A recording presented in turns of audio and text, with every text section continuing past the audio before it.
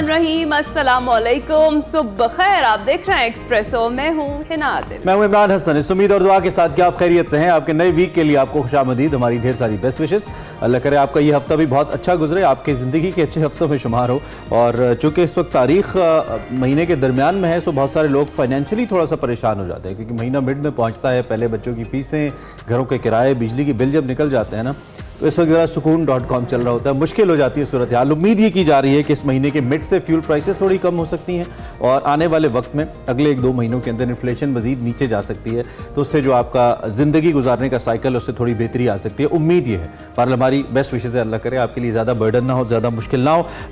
इस हफ्ते में भी बहुत कुछ हुआ और बहुत कुछ होने को है। सबसे पहले हम इस वीक का आगाज़ भी थोड़ा मौसमी सूरत हाल से कर लेते हैं। इस वीकेंड के ऊपर इस्लामाबाद के बारे में हमें जो मालूम पड़ा, भाई ओले वोले, बारिश, काफ़ी अच्छा हैवी किस्म का सीन था। और लेकिन आज जो प्रेडिक्शन है, ऑनवर्ड्स फिलहाल जो प्रेडिक्शन है वो हीट वेव की है। बिल्कुल हीट वेव की भी है और मेरी प्रेडिक्शन भी सही थी इमरान। मैंने कहा आपकी ठीक हो गई थी, करेक्ट कर ले। फ्राइडे को बारिश हो गई थी, इतनी कोई दिल से दुआ की आपने घर जाके, बारिश हो गई तो बिल्कुल। और मौसम बड़ा अच्छा हो गया था, लेकिन अब बता दिया गया है ना, मतलब जब बारिश ना हो रही हो तो आपसे रिक्वेस्ट करें कि ना दुआ करते हैं बारिश हो जाए कहा जा सकता है। अच्छा जी, अब ये है कि उन्होंने हमें बता दिया, ज़्यादा खुश नहीं होना है आपने। हीट वेव जो है अलर्ट वो जारी हो गया है और उसके लिए रेडी रहना है कि आगे मौसम गर्म और खुश्क रहने का इम्कान है, लाहौर में भी और कराची में भी ख़ास तौर पर। इसके लिए आपने तैयार रहना है। ये तो मौसम की सूरत हाल हो गई। हम एक और जो चीज़ है, एक इवेंट है जिसको बहुत ज़्यादा डिस्कस किया हमने पिछले पूरे हफ्ते में, वो है कि जी Pakistan hockey team Azlan Shah hockey tournament खेल रही थी। अब सिल्वर मेडल जीतने के बाद वतन टीम वापस पहुँच चुकी है और खिलाड़ियों का बड़ा अच्छा एयरपोर्ट पर पुरतपाक किस्म का इस्तकबाल भी किया गया। हॉकी फैमिली की बड़ी तादाद और शायकीन ने खिलाड़ियों को खुशामदीद कहा। जो हमारा मैच था, वैसे इमरान क्या मैच था? जी मैच बहुत अच्छा था जी, बिल्कुल नेल बाइटर था और उम्मीद एक टाइम पे लग गई थी कि हम मैच निकाल लेंगे, लेकिन थोड़ा सा हमारा जो वीक रहा वो विकेट कीपिंग का शोबा हमारा थोड़ा सा वीक रहा। लेकिन बहरहाल it's a part of game. I mean आखिरी लम्हात के अंदर अब किसी एक ने तो जीतना था ना, लाजमी नहीं था कि हम ही जीतते। मुकाबला तो दिले नातवा ने खूब किया, बहुत ज़बरदस्त। और बिल आखिर हम अजलान शाह कप पाकिस्तान नहीं लेके आ पाए, लेकिन हमने दुनिया को दिखा दिया कि still we have the guts कि हम अच्छे लेवल पे खेल सकते हैं। खैर, chairman prime minister youth programme Rana Mashhood sahab वहाँ पहुँचे, साबिक ओलंपियंस थे, वो भी एयरपोर्ट पे थे। अच्छा लगा हमें, खिलाड़ियों को उन्होंने वेलकम किया। बहुत ही अच्छा होता अगर चीफ मिनिस्टर खुद पहुँच जाते, देयर वाज नो हार्म। इसमें क्या हर्ज है अगर आप अपने हीरोज़ को खिराज तहसीन पेश करने के लिए जाएँ और सिर्फ अलामती चीज़ें ना की जाएँ। अगर अब भी हमने हॉकी को ना उठाया, अब भी हॉकी के लिए इक़दाम ना किए, तो फिर कब करेंगे? राना मशहूद साहब ने बालाजी शहबाज शरीफ साहब की तरफ से 10-10 लाख रुपए फीकस खिलाड़ी के लिए ऐलान किया। कौमी हॉकी टीम के कप्तान जो अम्माद शकील भट्ट साहब हैं, जिन्होंने एक बड़ा ज़बरदस्त किस्म का गोल भी किया था, उन्होंने कहा कि वो वक्त दूर नहीं जब यही टीम इंशाल्लाह वर्ल्ड कप जीत कर लाएगी। दूसरी जानिब जो नायब कप्तान है अबू बकर, उन्होंने भी बेहतरीन कारकर्दगी पर फ़ख्र का इजहार किया। उन्होंने कहा जी कि खोया हुआ जो मकाम है हॉकी का इंशाल्लाह टीम का, वो वापस लेकर आएंगे। हॉकी तो बात कर ली है, क्रिकेट की भी बात कर लेते हैं। शाहीन हमारे खेल रहे हैं जनाब, आयरिशमैन के खिलाफ कमबैक कर लिया है। दूसरे T20 में 7 विकेटों से शिकस्त दी और बाबर आजम ने बतौर कप्तान मुख्तसर फॉर्मेट में सबसे ज़्यादा फतुहात समेट ली हैं। और डबलिन में खेले गए मैच में पाकिस्तान ने 194 रन का जो हदफ है वो पहले ओवर में ही हासिल कर लिया। ओपनर मोहम्मद रिजवान मेज़बान बॉलिंग लाइन पर खूब बरसे और बड़ा शानदार मैच भी पेश किया गया। इज्जत बच गई जी, ये कहेंगे इज्जत बच गई, क्योंकि 194 रन का इतना बड़ा हदफ था। जब 194 रन के हदफ के ताकुब में हम ग्राउंड में उतरे, साइम अयूब मायूसी की कोई कसर नहीं छोड़ रहे हैं। पता नहीं किन स्टाइल्स के चक्रों में पड़े हुए, हमेशा आउट हो जाते हैं। He is not able to play his due role. Babar Azam भी नहीं परफॉर्म कर पाए, बट बाबर आजम के ऊपर हम गिला इसलिए नहीं करते, बहरहाल उनकी इंडिविजुअल परफॉर्मेंस बहुत ज़बरदस्त रहती है। Rizwan and Fakhar Zaman, thanks God, एक दफ़ा फिर एक तो रिजवान में फॉर्म में आते नजर आए और फ़खर की जानिब से भी एक सीनियर प्लेयर होने का हक अदा किया गया। और फिर आजम खान ने भी 10 गेंदों पर जो 30-4 छक्कों की मदद से जड़े, उससे हमारी इज्जत बच गई है। वरना तो जो हैरी ट्रैक्टर थे, उन्होंने ट्रैक्टर चला दिया था, ऐसे लगता था कि सीन बिल्कुल पाकिस्तान टीम का ख़राब हो गया। और सबसे जो इसमें अलार्मिंग बात मुझे लगी, हमारे तीनों पेसर्स जो थे वो बहुत बुरी तरीके से पिटे, बहुत ज़्यादा। मासिवाय शाहीन, मासिवाय नसीम थोड़े से इकोनॉमिकल रहे, अदरवाइज बहुत एक्सपेंसिव रहे हमारे जो शाहीन शाह अफरीदी थे, इसके अलावा आमिर थे। तो एक विकेट तो मिली, शाहीन ने 3 विकेटें ली, लेकिन बहुत ज़्यादा स्कोर भी उनको पड़ा। हमने इन डिटेल तज्जिया इस पर करना है कि हम आयरिश टीम के लिए भी क्या आप स्ट्रैटेजीज़ के तहत जाना पड़ेगा। हमारे बॉलर्स 194 रन, तकरीबन 200 आयरिश टीम के खिलाफ बनवा रहे हैं। तो अगर इंडिया आ गई, इंग्लैंड आ गई या न्यूजीलैंड आ गई, तो हम क्या करेंगे वर्ल्ड कप में? इससे लम्हा फिक्री है, इस पर हमने बात करनी है।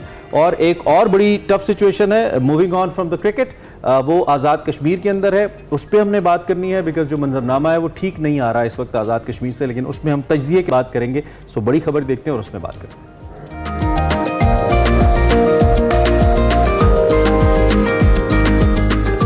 जी, तो में अगर पहले आज़ाद कश्मीर की इमरान जिस तरह से आपने जिक्र किया बात कर ले तो हंगामी इजलास जो है सारी सूरत हाल पर वज़ीर आज़म की जानिब से तलब कर लिया गया है। आज जो इजलास है वज़ीर आज़म हाउस में होगा जिसमें आज़ाद कश्मीर हुकूमत, वज़ारत दाखिला के नुमाइंदे और दीगर जो अहम अरकान हैं वो शरीक होंगे। इजलास में वफाकी वज़ीर मुल्क कश्मीर अमीर मकाम, वज़ीर तवानाई, वज़ीर फूड सिक्योरिटी भी शिरकत करेंगे और आज़ाद कश्मीर की जो मौजूदा सूरत हाल है उस पर वज़ीर आज़म को ब्रीफिंग भी दी जाएगी, बातचीत की जाएगी। वज़ीर आज़म की ज़ेर सदारत इजलास में कुछ अहम फैसले भी मुतवक्के हैं और अगर देखा जाए तो अभी तक डेडलॉक बरकरार है अवामी एक्शन कमेटी और आज़ाद कश्मीर के जो हुक्काम हैं उनके दरमियान में। इस पे बात बड़ी इंपॉर्टेंट है करना, और ख़ास तौर पे कश्मीर के अपने अवाम, यहाँ से हमने कभी कोई ऐसी खबर नहीं सुनी जब से ये खित्ता आज़ाद है, पाकिस्तान के साथ है, उस वक्त अपने हक़ के लिए एहतजाज करना इनका हक़ है, लेकिन ये जो जलाओ गिराव है इसको ये शक्ल देना इंतहाई नुकसानदेह इस खित्ते के लिए। वैसे ही मुतनाज़ा इलाका है पूरा कश्मीर जो है, और पाकिस्तान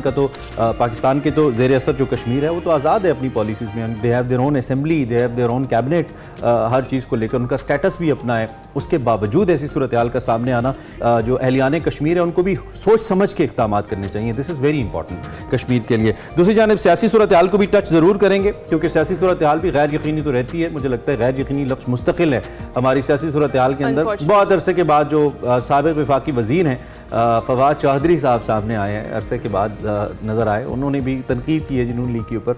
और जो सियासी माहौल है अब इसकी बेहतरी के लिए बात की गई कि लीगी कायद मियां मोहम्मद नवाज शरीफ ही अहम किरदार अदा कर सकते हैं, जबकि हुक्मरान जमात के सदर और पाकिस्तान की मौजूदा वज़ीर आज़म मियां शहबाज शरीफ के पास कुछ भी नहीं है, ऐसा कहा गया है। राना सनाउल्लाह ने एक इंटरव्यू दिया, मुशीर हैं वज़ीर आज़म के सियासी अमूर के ऊपर। उन्होंने कहा कि हम तो मुल्क को आगे ले जाने के लिए शुरू से तैयार बैठे हैं, ख़्वाहां हैं इस बात के, लेकिन बानी PTI सियासी जमातों के साथ बैठने को तैयार ही नहीं, वो बात ही नहीं करना चाहते। माहौल को साजगार बनाने के लिए ग्रैंड डायलॉग के सिवा कोई ऑप्शन नहीं, और मुस्लिम लीग नून के कायद नवाज शरीफ ग्रैंड डायलॉग के लिए तैयार है, ऐसा भी राना सनाउल्लाह साहब ने कहा। और बानी PTI की रिहाई पर भी इत्तेफाक हो सकता है, ये भी उन्होंने कहा है। डायलॉग गैर मशरूत होंगे, बानी PTI को मानना होगा कि जिस तरह वो एक हकीकत हैं उसी तरह नवाज शरीफ और आसिफ अली जरदारी भी एक हकीकत है, इसको एक्सेप्ट करना पड़ेगा। अगर डायलॉग पॉलिटिकल है तो उसमें सियासी जमातों को ही शामिल होना चाहिए, राना सनाउल्लाह साहब ये कह रहे हैं। दूसरे स्टेज पर ग्रैंड डायलॉग में इदारे शामिल हो सकते हैं, ग्रैंड डायलॉग में इदारे शामिल होंगे तो ही बात बनेगी, ये भी वो कहते हैं। दूसरी जानिब साबिक सदर पाकिस्तान डॉक्टर आरिफ अलवी भी जरा सियासी महाज पर सरगर्म दिखाई दिए। गुज़िश्ता हफ्ते वो बानी PTI से मिले और फिर उन्हीं की हिदायत पर वो मीटिंग्स कर रहे हैं, मुलाकातें कर रहे हैं। गुज़िश्ता रोज़ लाहौर में मीडिया से गुफ्तगू करते हुए उन्होंने ये कहा कि मसाइल का हल सिर्फ बातचीत में है, बातचीत के लिए अपनी कोशिश करते रहेंगे, नाकामी तब होगी जब नाकामी मान लूँगा। मौजूदा पार्लियामेंट फॉर्म 47 वाली है, इसके पास मैंडेट नहीं है, वही पाकिस्तान तहरीक इंसाफ की जो इल्ज़ामात वाली बात है वही इस वक्त फॉर्म 47 वाली हुकूमत है। ये चलती रही तो हालात मजीद ख़राब होंगे। क्या आरिफ अलवी का सियासी महाज पर सरगर्म होना तहरीक इंसाफ की मुश्किलात को कम करेगा और ग्रैंड डायलॉग की जानिब तहरीक इंसाफ बढ़ेगी? इन तमाम तर टॉपिक्स पर हम अपनी बड़ी खबर में डिस्कस करते हैं। बात करने के लिए हमारे साथ मौजूद है शौकत पराचो साहब। अस्सलाम वालेकुम शौकत पराचो साहब, कैसे हैं आप? वालेकुम अस्सलाम, thank you for inviting me. Thank you sir. अच्छा सर, ये जो अब दोबारा से मुज़ाकरात और ग्रैंड डायलॉग की बात चल पड़ी है, इसमें जो फवाद चौधरी और राना सनाउल्लाह के बयानात हैं कितने इंपॉर्टेंट हैं और क्या आपको ग्रैंड डायलॉग होता दिखाई दे रहा है? देखिए, डायलॉग की जो प्री कंडीशन दी गई दोनों साइड से, उसमें तो नहीं हो रहा डायलॉग। मसलन इधर से कहा गया PTI की तरफ से कि हम सिर्फ फौज के सरबराह और DJISI के साथ मुज़ाकरात करेंगे। उधर से कह दिया गया कि पहले आप 9 मई पर माफ़ी मांगे। तो एक डेडलॉक है और सीवियर सा डेडलॉक है। PTI किसी सियासी कुव्वत के साथ बैठने के लिए तैयार नहीं है, सवाए इसके कि वो आर्मी चीफ उनके साथ बैठें, वो डायलॉग करें। राना सनाउल्लाह या फवाद चौधरी के जो बयानात हैं वो एक सियासी सोच को रिफ्लेक्ट करते हैं। वो एक जो मॉडरेट सियासी सोच होती है, जो सियासतदान सोचते हैं जैसे। लेकिन अब PTI की बागदौड़ ऐसे लोगों के हाथ में है वो उस सियासत के कायल नहीं है, लिहाजा मुझे डायलॉग होते हुए नजर नहीं आ रहे, क्योंकि बिल्कुल जो लाइन हैं they are very clearly drawn, और उन लाइन में फॉल्ट लाइन इतनी स्ट्रांग है इन फॉल्ट लाइंस को ब्रिज करना इम्पॉसिबल है। वो कहते हैं कि जी हमारा मैंडेट हमें वापस किया जाए। दैट मीन्स कि ये 180 सीटें उनको दी जाएं, ये गवर्नमेंट घर चली जाए, 2/3 मेजॉरिटी उनके पास हो, वो जैसे चाहें आइन के साथ खिलवाड़ करें, जैसे 2014 के बाद वो मसलसल करते रहें। ये एक्सेप्टेबल नहीं है, ये पॉसिबल नहीं है। तो लिहाजा कोई डायलॉग मैं तो नहीं देखता कि डायलॉग होंगे। अच्छा, ये फवाद चौधरी साहब के मंजरनामे पे आने के बारे में क्या ख्याल है? बड़ी सऊतें बर्दाश्त की उन्होंने, पहले थोड़ा पीछे भी हटे, फिर अब ऐसे अपनी जगह बना रहे हैं, लेकिन साथ उन्होंने कल नवाज शरीफ साहब को ये भी कहा कि अगर कोई रोल प्ले कर सकते हैं तो नवाज शरीफ कर सकते हैं। ये ऊंट किस करवट बैठता नजर आता है आपको? फवाद चौधरी साहब एक पॉलिटिशियन है जो इस मुल्क में अब उनकी सबका जमात ने रवश अख्तियार की है। फवाद चौधरी साहब उसके कायल नहीं है और इसलिए आपने देखा कि वो जितनी बात कर लें अपनी पार्टी के पर्सपेक्टिव में, अपनी पार्टी के तनाजुर में या अपनी पार्टी के नुक्ते नज़र को आगे रखने के लिए, अभी तक मत भूलिए कि अभी तक उनको पीटीआई में वेलकम नहीं किया गया, पीटीआई में को एक्सेप्ट नहीं किया गया वापस। हालांकि जब हुकूमत में थे वो जितने भी हॉक्स स्टेटमेंट देते थे, लेकिन वो एक पॉलिटिकल रास्ता निकालने की कोशिश करते थे। ये बात बिल्कुल दुरुस्त है, बहुत दुरुस्त बात है कि नवाज शरीफ साहब इस मुल्क में पंजाब के, पाकिस्तान के सबसे बड़े सूबे के वजीर आला भी रहे और 3 बार वो वजीर आजम भी रहे इस मुल्क के। वो उनके जो इस मुल्क में स्ट्रक्चर है ब्यूरोक्रेसी का, ऑफिशियल्स का, उनके लोग मौजूद हैं, इसमें कोई शक नहीं है। साथ साथ वो जब 21 अक्टूबर को पिछले साल पाकिस्तान तशरीफ ले आए, मीनार पाकिस्तान में उन्होंने जलसा किया, तो उन्होंने 40 साल सियासत का निचोड़ भी बता रहा था कि हम मुत्तहिद होकर ही मुल्क को आगे लेकर जा सकते हैं। राजा साहब, सॉरी टू कट यू, उनका तजर्बा भी तो कोई खास अच्छा नहीं रहा ना खान साहब के साथ बात करने का। अपनी स्पीचेस में कह चुके हैं बिल्कुल रिसेंट पास के अंदर इलेक्शन कैंपेन में कि जब मौलाना ने मुझे मशवरा दिया था केपी में हुकूमत ना बनाने दी जाए, 2013 की मैं बात कर रहा हूँ, तो वो उन्होंने उस पर इज़ारे क्या कहना चाहिए नदामत किया है कि काश हम ये ना ही करते। आपको याद होगा उनका वो बयान। तो इसका मतलब ये है कि अगर उन्होंने, और नवाज शरीफ साहब तो वजीर आजम होते हुए बनी गाला खुद चले गए थे, इमरान खान साहब के घर चले गए थे, तो अब अगर इस सारी सूरत हाल के बाद वो दोबारा कोई इस किस्म की सूरत हाल डायलॉग की बनती है तो would he be able to trust Tehreek Insaf या इसकी लीडरशिप जिसमें वो बात कर सके? उनका पहला तजर्बा तो अच्छा नहीं रहा।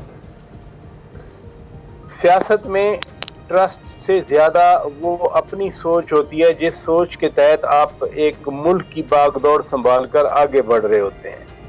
मसलन पॉलिटिशियन के बारे में जब हम कहें ना मैनूवरिंग करते हैं, उनको पता होता है कि हर दूसरी पार्टी या हर सियासतदान कोई ना कोई चाल चल रहा है।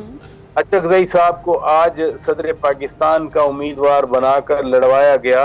अचकजई साहब के बारे में क्या नहीं कहा जाता था, परवेज इलाही के बारे में क्या नहीं कहा जाता था।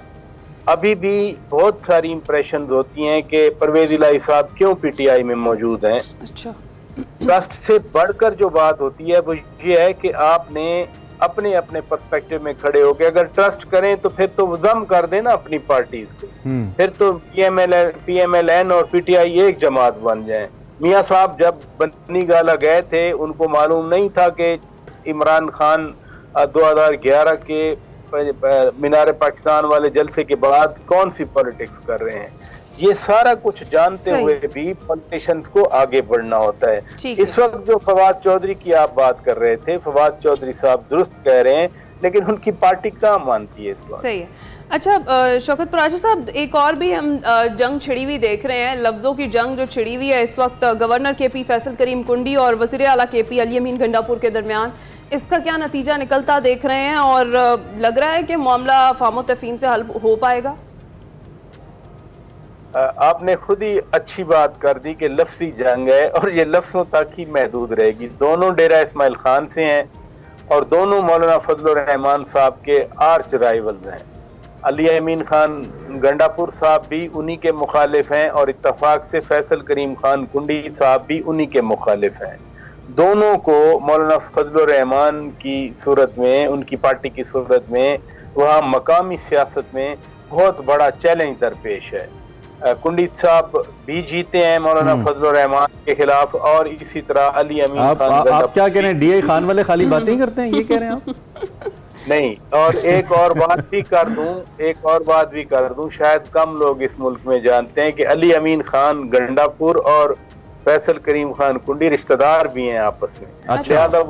लिहाजा वो अल्फाज की जंग तो रहेगी, यानी जिसको कहते हैं ना, शेख रशीद साहब कहा करते थे हल्की फुल्की म्यूजिक, या हम कहते हैं कि शुगर लगा रहेगा, बस आप इत्मीनान रखें, दोनों मैच्योर पॉलिटिशियन। ठीक है, ऐसा कुछ नहीं। अब एक और बड़ा अहम मसला है, आप जो कि शहर इक़्तिदार में बैठे हैं, कश्मीर के हवाले से बिल्कुल साथ है, पड़ोसी है, और इस्लामाबाद से ज़्यादा दूर नहीं है। जो सूरत हाल वहाँ पे बन रही है, एक तो बयानात की हद तक नोटिस ले लिया, इजलास बुला लिया, ये तो चल रहा है, लेकिन आवाम के अंदर जो टेम्परेचर है इस वक्त, ये बड़ा गैर मामूली और गैर यकीनी है। इसको कैसे देख रहे हैं आप? इस पर क्या है ताज़ा तरीन?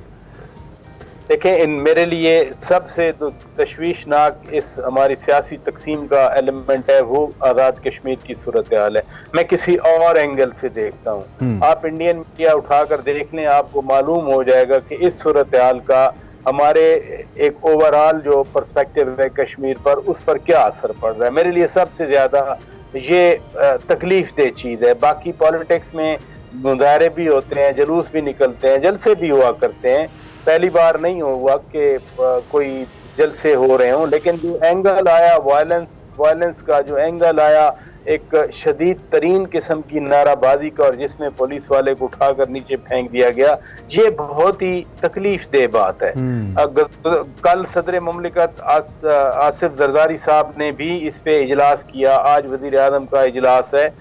इसको जल्द हल होना चाहिए। मुल्क में जो अनफॉर्चुनेटली जो तकसीम है, उसकी रेमिफिकेशन है जो हमें आज़ाद कश्मीर में भी नजर आ रही हैं। आखिर कोई ग्रुप्स तो है ना जो इस सूरत हाल को इतनी अगली शेप दे सकते हैं, और ये एक मैसेज दे रहे हैं कि हम किसी हद तक भी चले जाएंगे।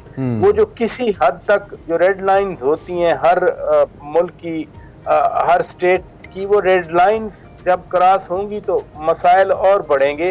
और इसी चीज को मैं आपके पिछले सवालों से कनेक्ट कर रहा हूँ कि जहां जहां रेड लाइंस बढ़ेंगी, रेड लाइंस हर स्टेट में होती हैं, हर माशरे में होती हैं, हर घर में रेड लाइंस होती हैं। रेड लाइन जब बढ़ेंगी तो वहां पर मसाइल पैदा होंगे, और इतने मसाइल पैदा होंगे कि कोई भी टर्न ले सकते हैं। आजाद कश्मीर एक नॉर्मल खित्ता नहीं है। ओवर 76 ईयर्स इस खित्ते की वजह से, या इस एंटिटी की वजह से जिसे हम कश्मीर कहते हैं, कुछ उधर है कुछ इधर है, इस एंटिटी की वजह से खौफनाक जंगें हो चुकी हैं इस खित्ते में, और अभी भी तनाव न्यूक्लियर पावर्स के दरमियान हर वक्त बरकरार रहता है। वहाँ इलेक्शन हो रहे हैं इंडिया में, और पाकिस्तान में आज़ाद कश्मीर में अगर इस तरह की वाइब्स जाएंगी तो किसी सूरत में जो इस आग को और हवा दे रहे हैं उनके लिए भी अच्छा नहीं होगा, और जो बुझाने की कोशिश कर रहे हैं उनके लिए भी अच्छा नहीं होगा। बिल्कुल ठीक है शौकत पराचा साहब, बहुत शुक्रिया, आपने बड़ी बेहतरीन बात की है कि इसमें किसी का फ़ायदा नहीं है, नुकसान ही नुकसान है, और इस सारी सिचुएशन को जो है वो अभी मुज़ाकरात के ज़रिए कंट्रोल कर लेना चाहिए। जो सिचुएशन इस वक्त आज़ाद कश्मीर की बनी हुई है, अवामी एक्शन कमेटी और आज़ाद कश्मीर के हुकाम, हम दोनों से ये अपील करेंगे कि मामलात को फ़हम तफ़हीम से हल कर लिया जाए, ताकि इसके कोई नुकसानात आगे हमें देखने को ना मिले। Welcome back to Expresso. गुज़िश्ता रोज़ पाकिस्तान समेत दुनिया भर में तिब्बी खिदमत अंजाम देने वाली नर्सेस का आलमी दिन मनाया गया। नर्सिंग के मुक़द्दस पेशे की बुनियाद एक इतालवी खातून फ्लोरेंस नाइटिंगेल ने सन 1860 में रखी। फ्लोरेंस ने अपने वालिदैन की मुखालफत और उस वक्त माशरे में इस पेशे को बाइज़्ज़त ना समझे जाने के बावजूद इस पेशे में महारत हासिल की।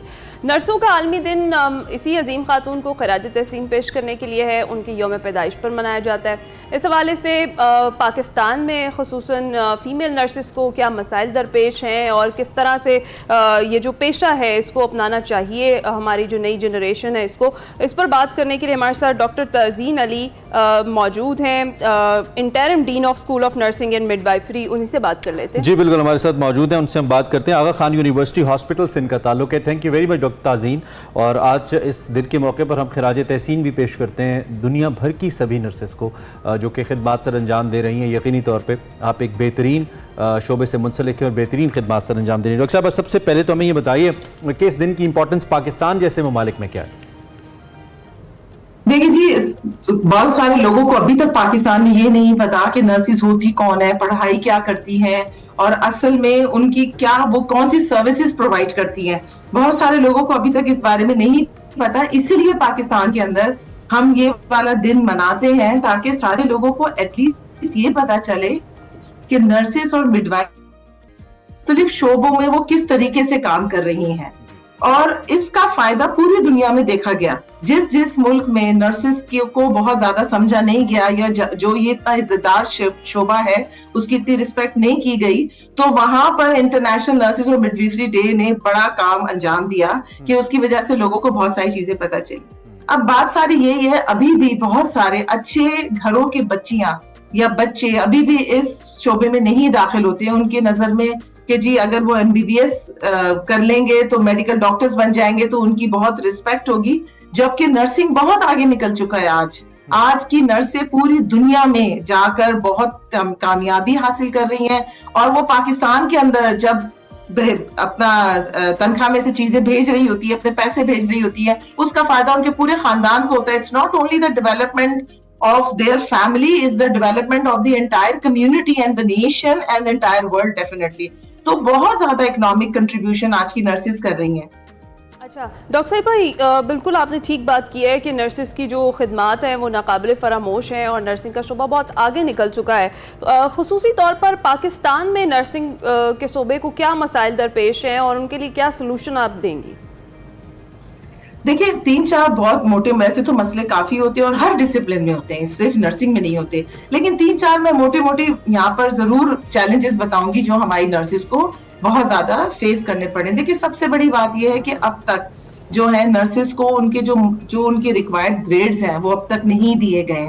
आज की नर्स जिस तरह से काम कर रही है उसमें उनके ग्रेड्स बहुत बेहतर होने जरूरी हैं, क्योंकि ग्रेड्स जैसे ही बेहतर होते हैं तो उनके पास एक वर्ड होता है ऑटोनॉमी, कि वो बहुत ही रिलैक्स होके अपना काम परफॉर्म कर सके। और फिर जब ऑटोनॉमी आती है तो ऑटोनॉमी के साथ सेटिस्फेक्शन भी आती है और थोड़ी बहुत वो वाली पावर भी आती है जिसके अंदर वो सही चीजों को करने के लिए सही फैसला कर सके। बहुत सारे वक्तों में ऐसा होता है कि नर्सेस के पास बेहतर अंडरस्टैंडिंग होती है क्योंकि उनकी एजुकेशन ऐसी होती है कि उन्हें लीडरशिप पढ़ाया जाता है, उन्हें कम्युनिकेशन भी पढ़ाया जाता है, उन्हें बहुत सारी चीजें पढ़ाई जाती है, लेकिन वो कभी भी उसको इस्तेमाल नहीं कर पाती या फैसले अंदाजी में वो कभी भी शामिल नहीं हो पाती। उसका रीजन यही है कि उनको अभी तक लोगों ने समझा ही नहीं है कि इनके पास ऑटोनॉमी और पावर भी होना चाहिए।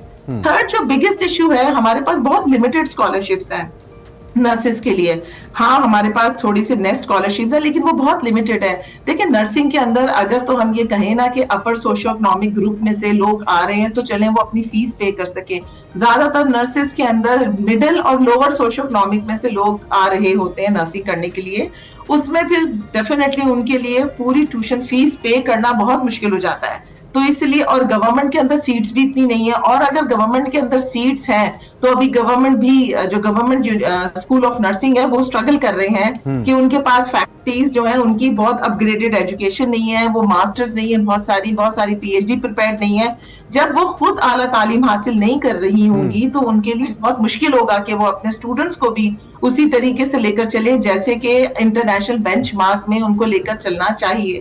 तो इस सूरत में हमें बहुत जरूरी है कि हम पब्लिक प्राइवेट पार्टनरशिप के तहत चलें, जहां पर प्राइवेट यूनिवर्सिटीज के अंदर एक्सपर्टीज है और जहां पे गवर्नमेंट के अंदर रिसोर्सेज हैं, मिलके काम किया जाए ताकि हमारे स्टूडेंट्स को वो सारी कॉम्पिटेंसीज हम दे सकें जो इम्पोर्टेंट है।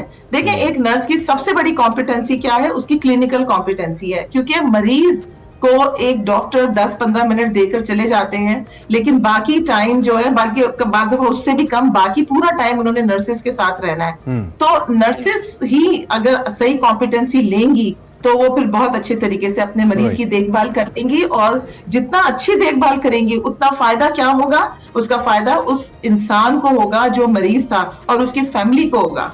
ठीक है। अच्छा, हम सब कहीं ना कहीं जब भी हमें हॉस्पिटल्स खुद कहीं रहना पड़ जाए या जाना भी पड़ जाए तो हमारा वास्ता नर्सेस से पड़ता है। वी नो कि कितनी रिस्पॉन्सिबिलिटी का काम है, कितनी कितना अहम रोल है एक नर्स का, खासतौर पे जब एक मरीज बीमार हो, लेकिन उसके बावजूद एक टैबू है जिसको हम तोड़ नहीं पाते। उस टैबू की वजह से आज भी लोग प्रेफर नहीं करते खुद भी लड़कियां नर्सिंग में जाने के लिए, और अगर कोई जाने की कोशिश कर रहा हो तो उसको इस चीज़ का सामना करना पड़ता है। कहीं ना कहीं किसी स्टेज पे आपको भी करना पड़ा होगा नर्सिंग में जाते हुए, ये आज तक मौजूद है। इस टैबू को कैसे तोड़ें? क्या इसके लिए भी हुकूमत का किरदार है, या सोशल रोल ज़्यादा इंपॉर्टेंट है, या फिर खुद से लड़कियों को करेजियस होना है टुवर्ड्स दिस? देखिए, चारों चीजें हैं, 3 तो आपने बात कर ली है और 4 चीजें हैं इसमें। डेफिनेटली हुकूमत का किरदार तो बहुत होगा। जितनी ज्यादा स्कॉलरशिप्स इसमें आएंगी तो बहुत सारे स्टूडेंट्स जिनके पास स्कॉलरशिप नहीं है और उन्हें समझ नहीं आता अब हम अपना क्या करियर लेकर चले, अच्छे स्कॉलरशिप की वजह से वो खुशी से आएंगी कि भाई इतना अच्छा स्कॉलरशिप है और हमें जाना चाहिए, पढ़ना चाहिए। और आहिस्ता आहिस्ता जब उन्हें समझ में आने लगेगा नर्सिंग क्या, तो उन्हें मोहब्बत हो ही जाएगी अपनी नर्सिंग प्रोफेशन से। दूसरा, डेफिनेटली हमें मार्केटिंग करने की बहुत जरूरत है। सारे स्कूल ऑफ नर्सिंग की फैकल्टीज पे मैं ये समझती हूँ कि उनके ऊपर ये नेसेसरी है कि वो इसको अपना रोल एंड रिस्पॉन्सिबिलिटी समझे कि हर अच्छे स्कूल और कॉलेजेस में जाएं और वहां पर जाकर वो स्टूडेंट्स को बताएं कि नर्सिंग है क्या और आज किस लेवल पे नर्सिंग पहुंची हुई है, पूरी दुनिया में किस तरीके से एब्जॉर्ब हो रही है। और third, I think social media और आप लोग का पूरा रोल बहुत इंपॉर्टेंट है। जिस तरह से नर्सिस का रोल पोर्ट्रे किया जाता है उस रोल को जरा देखा जाए, क्योंकि अब तक ऐसा लगता है कि वो डॉक्टर्स ऑर्डर ले रही हैं, उनके साथ में खड़ी हुई हैं और फिर उसके बाद वो डॉक्टर चले गए, वो पीछे पीछे उनके चली गई, जबकि आज की नर्स ये बिल्कुल भी नहीं है। आजकल ऑनलाइन ऑर्डर्स दिए जाते हैं, साथ में खड़े होकर ऑर्डर्स नहीं होते हैं। और जब ऑनलाइन ऑर्डर्स होते हैं उसमें फिर नर्सेज अपने टाइम के मुताबिक जाकर अपनी केयर देती हैं। पहले होता था किसी सिर्फ मेडिकल डायग्नोसिस, अब तो नर्सिंग डायग्नोसिस भी है हमारे पास। 50 साल पहले ये नर्सिंग डायग्नोसिस बने, लेकिन अब तक इसको इम्प्लीमेंट नहीं किया। अब नर्सिंग डायग्नोसिस वो बनाती हैं, अगर किसी को पेन है तो पेन मैनेजमेंट। डॉक्टर साहिबा, आपके वक्त का बहुत शुक्रिया। आपने बेहतरीन तरीके से रोशनी डाली है और आपने बड़ा स्ट्रॉन्ग मैसेज भी दिया है कि रोल ऑफ रिस्पॉन्सिबिलिटी जो है उसको याद रखना चाहिए, और दूसरों की ज़िंदगी बचाने वाली ये जो नर्सेज हैं उनको कौम का सलाम। कल इनका जो आलमी दिन है वो मनाया गया था, इस हवाले से हमने डॉक्टर तज़ीन अली से बात की और उन्होंने सारे मामले पर भी रोशनी डाली और जो मुश्किलात है पाकिस्तान में खुसूसी तौर पर नर्सिंग के शोबे को, उस पर भी रोशनी डाली। जी बिल्कुल, एक ब्रेक लेते हैं। जिक्र कुछ मौसम की सूरत हाल का महकमा मौसमियात से ओबियसली, लेकिन उसके मुताबिक जो बारिश बरसाने वाला सिस्टम है इस वक्त वो लाहौर और पंजाब से निकल गया है। हमने बड़ी कोशिश की, बड़ा रोका, बड़ी मिन्नत की कि रुक जा भाई, नहीं रुका, निकल गया।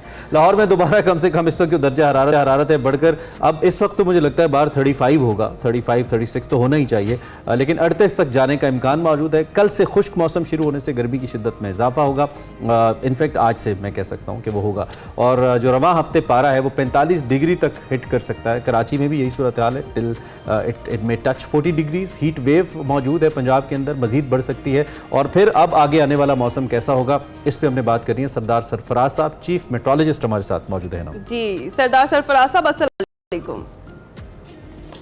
जी वालेकुम अस्सलाम। सर, जो एक चीज़ हम देख रहे हैं, सुन रहे हैं कि टेम्परेचर तो बढ़ता जा रहा है और सोशल मीडिया पर ज़बाज़त आम है बात, वो ये है कि लाहौर समेत मुल्क भर में हीट वेव का ख़तरा है। इसमें कितनी सदाकत है?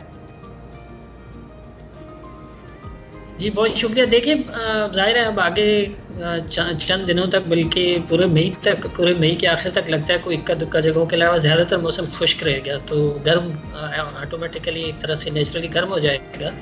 और उसमें इम्कान यही है कि जो मैदानी इलाके हैं वो शदीद गर्मी की लपेट में आ जाएंगे 15 मई के बाद, बिलखुसूस 15 या 16 मई से आप कह सकते हैं। बेशतर जगहों में वही टेम्परेचर 44 से 46 डिग्री सेंटीग्रेड, जो 20 मई के आसपास या उसके बाद के जो दिन होंगे उसमें तो 50 डिग्री तक भी जा सकते हैं, 48 से 50।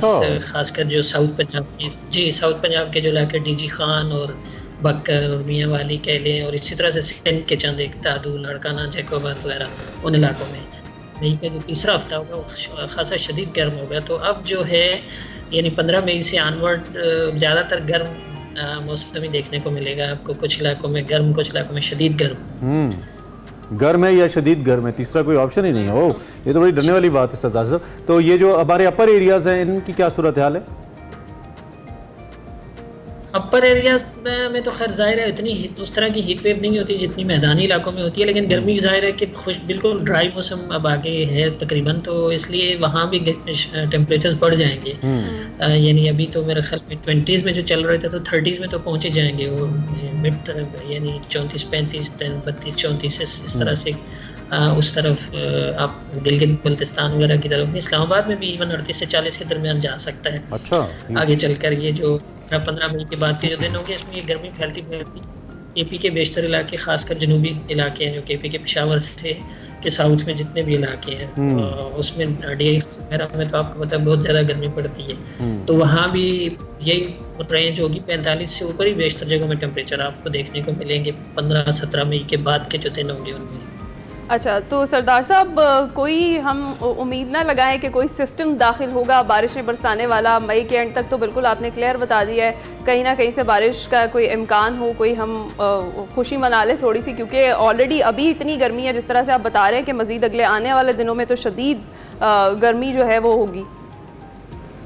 जी, मैंने बताया ना कि कोई ऐसा उस तरह का बाकायदा सिस्टम अब अगले दिनों में कुछ आता हुआ नहीं दिखाई दे रहा। अलबत्ता कुछ इलाकों में जैसे अफगानिस्तान के साथ केपी के इलाके लगते हैं, मालाकंड डिवीजन में चतराल और दीर और इस तरह से उधर गिलगित बल्तिस्तान उन इलाकों में हो सकती है कुछ ना कुछ बारिश। और तो ये सरदार साहब ये ओले वगैरह जो है इस्लामाबाद में 30 सेकंड से मेरे पास यूजुअल है, ये रूटीन के मुताबिक है अनयूजुअल है?